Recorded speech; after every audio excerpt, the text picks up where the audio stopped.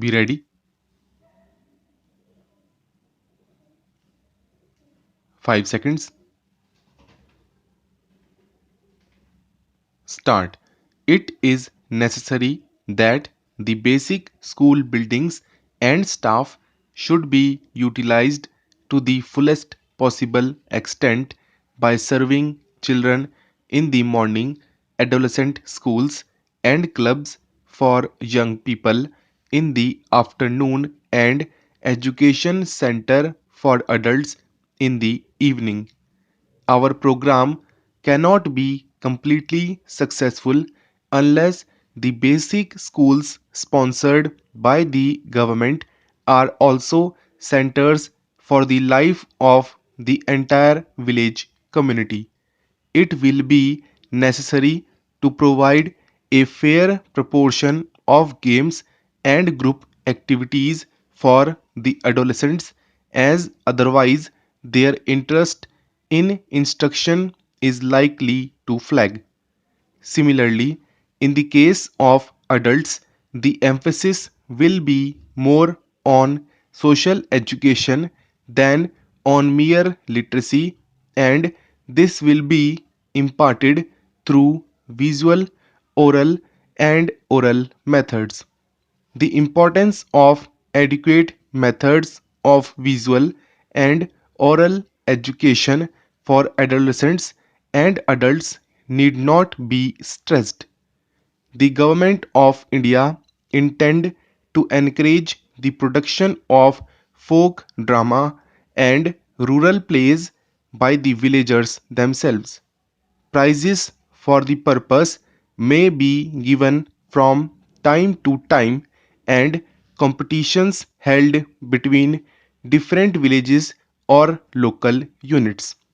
Films can also play a great part in teaching the lessons of citizenship, social responsibility, personal health, public hygiene, physical drill, and other matters of immediate benefit to the community. The radio is also a powerful instrument of oral education, and I have under considerations plans for full utilization of both the films and the radio. I need hardly say that all our educational program will ultimately depend upon the proper education of women. If women take to education, more than half of our problems will be solved. Educated mothers will mean children who can be easily made literate. From the point of view of expense and management, it would have been simplest if men and women could be taught through the same agencies. I know, however, that the existing conditions in India will not permit this. At the same time, our finances will not allow a complete duplication of the whole apparatus for teaching men and women separately.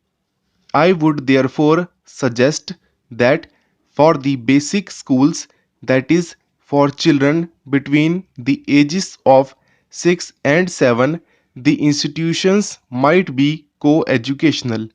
For the adolescents, the solution is to set apart certain days in the week for girls and boys. I would suggest that 3 days in the week may be reserved for girls only. I am grateful to you for the interest you have taken in this exhibition of Indian art and the readiness with which you accepted our invitation to open it. Organized by the Ministry of Education, this exhibition is the first of its kind in India. I am sure you will agree with me that no program of national education is complete unless it can provide an appropriate place to national art. The present exhibition is A recognition of this fact and marks the first step towards the goal which the Ministry of Education has set before itself. The most significant characteristic of this exhibition is that it opens before us a vista of 5,000 years of Indian history in all its continuity and wealth. Its value for educational purposes can therefore be easily grasped. It will, I think, be proper to describe briefly the manner in which the exhibits in this collection were chosen. The Royal Academy of Art in London has been taking a special interest in Oriental art since before the war. In 1931, the Academy organized the exhibition of Iranian art, and in 1935 that of the art of China. After the war was over, it proposed that a similar exhibition of Indian art should be held. The Government of India warmly welcomed the idea and assured the Royal Academy of every possible help. Accordingly, it was proposed to hold the exhibition of Indian art in London. It had been decided that the principle governing the selection of exhibits should be that they would represent the art of India both from its historical and its artistic aspect. Art objects India are scattered all over the country. Some are in the possession of the central government, some are with the provinces, and some in the Indian states. There are in addition many rare specimens in the ownership of private individuals. It was therefore necessary that specialists in art should examine all collections carefully and make their selection. A committee was formed for the purpose with His Excellency the Governor of UP for the purpose. These experts from England came to serve on the committee. They toured all over the country and, after careful examination, chose about 1,000 exhibits which were sent to England in 239 cases.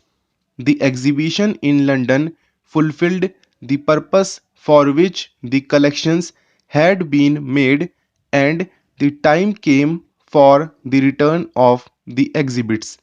The Ministry of Education, however, felt that before the exhibits were dispersed, they should once be exhibited in India for the benefit of people here.